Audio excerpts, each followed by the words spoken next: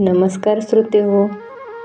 आयुष्यात कधी कुणाकडे कोणत्या गोष्टीसाठी हट्ट करू नका, अगदी हक्काच्या व्यक्तीकडे सुद्धा.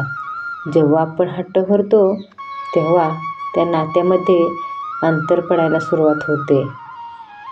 म्हणून हट्ट करू नका. जेव्हा एखादं नातं हवं असतं तेव्हा ते न बोलताही एकमेकांना समजून घेतात. नात्यांची गरजही दोघांनाही असायला हवी. स्वतःचे आयुष्य बदलण्याची संधी आणि सामर्थ्य नेहमीच तुमच्याकडे असते.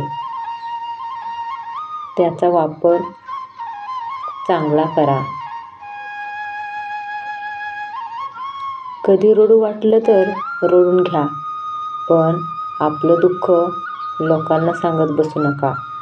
लोक ऐकून घेतात आणि तिसऱ्याजवळ हसून सांगत बसतात.